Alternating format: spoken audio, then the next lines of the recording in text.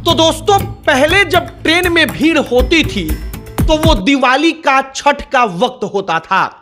लेकिन आज की तारीख में हर दिन, हर मौसम में ट्रेनों में बहुत ज्यादा भीड़ रहती है। आप 20 दिन, 25 दिन पहले टिकट खोजिए, फिर भी आपको कंफर्म टिकट नहीं मिलता। और यहां पर सवाल उठता है कि आखिरकार भारत के ट्रेनों में इतनी ज्यादा भीड़ अचानक से कैसे बढ़ गई? क्या हमारी जनसंख्या पिछले 2-3 सालों में ही इतनी तेजी से बढ़ी है कि उसका पूरा का पूरा प्रभाव इंडियन रेलवे पर दिखता है, या फिर इंडियन रेलवे ने कुछ ऐसा काम किया है कि अब ट्रेनों में भीड़ बढ़ गई है? अब इसका सबसे पहला जवाब कि भारतीय रेलवे में से जो स्लीपर के कोच हैं और जो जनरल कोच हैं, उनकी संख्या घटा दी गई है। जब से वो संख्या घटी और एसी कोचों की संख्या बढ़ाई गई, तब से ट्रेनों में भीड़ बढ़ गई। भीड़ इसलिए बढ़ गई क्योंकि जनरल कोच में बैठने वाले लोग, स्लीपर कोच में आने जाने वाले मध्यम वर्गीय परिवार के लोग, मजदूर वर्ग के लोग, अब वो ट्रेनों में भीड़ के कारण थर्ड एसी में घुसने लगे। मतलब कि ट्रेनों की स्थिति बिगड़ गई और ट्रेनों में भीड़ इतनी ज्यादा बढ़ गई कि अब चर्चा चलने लगी कि आखिरकार इंडियन रेलवे इन तमाम चीजों को कंट्रोल करने के लिए क्या करेगा।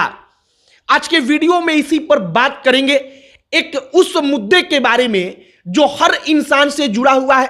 क्योंकि हम या आप, हर कोई अगर आज की तारीख में 15 दिन, 20 दिन पहले कहीं का टिकट खोजता है तो टिकट कंफर्म मिलता ही नहीं, क्योंकि ट्रेनों में इतनी अधिक भीड़ है। एक एक पॉइंट आपको आगे बताएंगे कि कैसे जनरल कोच और स्लीपर कोच को घटाया गया और उसका दुष्परिणाम यह रहा कि ट्रेनों में भीड़ अचानक से बढ़ गई। आगे बातचीत करने से पहले हमारा नमस्कार स्वीकार करिए। हमारा नाम मोहित कुमार सिंह है और अब ट्रेन के इंडियन रेलवे की सच्चाई पर आइए। इंडियन रेलवे में पहले जनरल कोच और स्लीपर कोच जो होते थे, उनकी संख्या 7-8 तक होती थी। अब आज की तारीख में स्लीपर और जनरल कोच की संख्या को घटाकर मात्र 2-2 कर दिया गया है। अब इससे क्या प्रभाव पड़ रहा है, आप प्रभाव समझिए।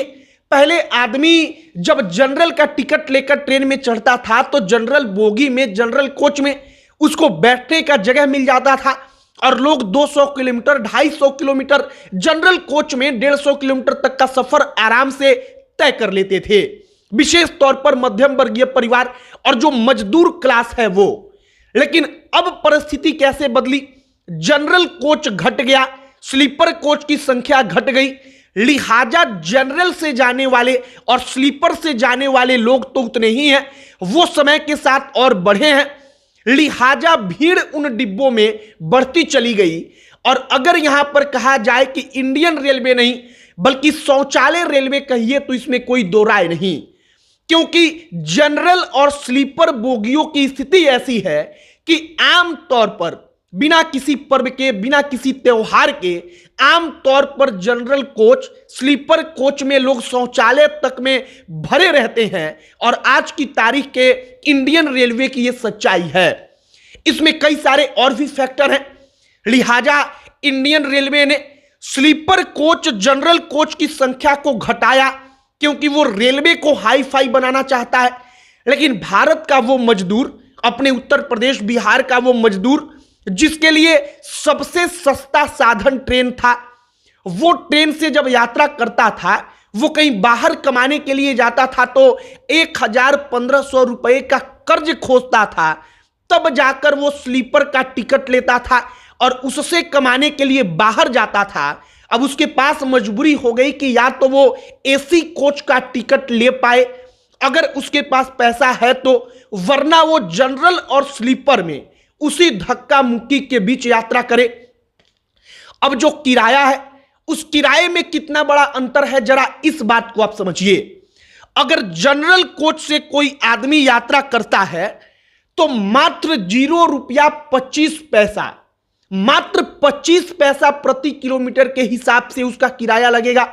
अगर कोई आदमी थर्ड एसी में जा रहा है तो 1 रुपया 40 पैसा प्रति किलोमीटर। मतलब जनरल और थर्ड एसी के किराया में जो अंतर है वो 6 गुना तक का है। और अब आप soचिए कि एक मजदूर क्लास का आदमी जिसको कहीं जाने में पहले 500 रुपया लगता था और अब उसी जगह पर उसको जाने में अगर 2500 रुपया लगे तो क्या वो देना चाहेगा और क्या वो देगा?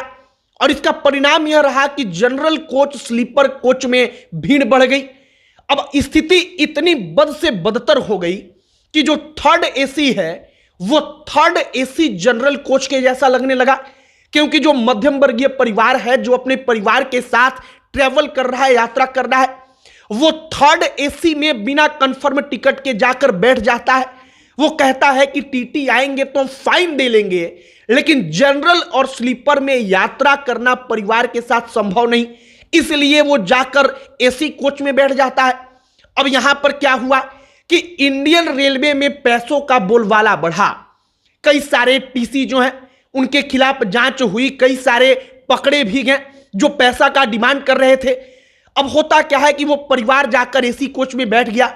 जब वहां पर टिकट चेक करने वाले आए तो उनसे कहकर पैसा देकर वो सीट का अरेंजमेंट करवाते हैं, वो कहीं ना कहीं जाकर बैठ जाते हैं। थर्ड एसी तक में हमने अपने आंखों देखी हालत आपको बता रहा हूं कि लोग नीचे फर्श पर चादर बिछाकर बैठ रहे हैं।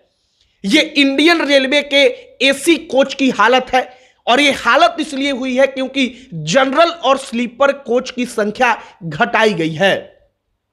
पिछले कुछ महीनों से अलग अलग वक्त पर इसको लेकर सवाल भी उठा कि क्या इंडियन रेलवे हाई फाई बनने के चक्कर में, जिसको कहा जाता था कि ये गरीबों की सवारी है, मजदूरों की सवारी है, वो हाई फाई बनने के चक्कर में गरीब और मजदूरों से दूर हो रहा है, उनके पहुंच से बाहर निकल रहा है। और इसका दुष्परिणाम यह है कि हर ट्रेन अत्यधिक भीड़ के साथ चल रही है। अगर आप फर्स्ट एसी में जाएंगे जिसका किराया हर कोई अफोर्ड नहीं कर सकता, यहां तक कि मिडिल क्लास फैमिली भी उस किराया को अफोर्ड नहीं कर सकता, उस फर्स्ट क्लास एसी में एकदम आराम से लोग जाते हैं। सेकंड क्लास तक में स्थिति ठीक रहती है, लेकिन थर्ड क्लास एसी जो सस्ता है वहां पर अचानक भीड़ बढ़ती है। और जनरल और स्लीपर में तो आप शौचालय के सीट के भरोसे ही रहते हैं। यह भारतीय रेलवे की, इंडियन रेलवे की पिछले कुछ सालों से बदलती हुई तस्वीर है। एक तरफ वंदे भारत जैसे अत्याधुनिक ट्रेन हम दिखा रहे हैं, दूसरी तरफ जो ट्रेनें चल रही हैं जिसको हाई फाई बनाने के चक्कर में जनरल और स्लीपर कोच कम किया गया, लेकिन मजदूर क्लास हाई फाई नहीं हो पाया। और उसका परिणाम है कि हर ट्रेन अत्यधिक भीड़ के साथ चल रही है। और आज की तारीख में आप 25 दिन पहले, 20 दिन पहले भी टिकट खोजते हैं तो आपको कंफर्म टिकट नहीं मिल पाता। फिलहाल इंडियन रेलवे और ट्रेन से अगर आपने सफर किया होगा हाल फिलहाल में, तो शायद आपने इस चीज को गौर किया होगा। हमने एक खबर बताई है आपको, एक पूरी की पूरी कहानी बताई है कि ऐसा क्यों हो रहा है। बाकी भारतीय रेलवे तक वीडियो को शेयर करके पहुंचाइएगा, बताइएगा कि आम जनता को क्या परेशानी हो रही है और जनरल स्लीपर कोच की संख्या क्यों बढ़ाई जानी जरूरी है। आपकी क्या इस पर राय है, कमेंट बॉक्स में लिखकर बताइएगा। अब अंत में हमारा परिचय, हमारा नाम मोहित कुमार सिंह है। बहुत बहुत धन्यवाद।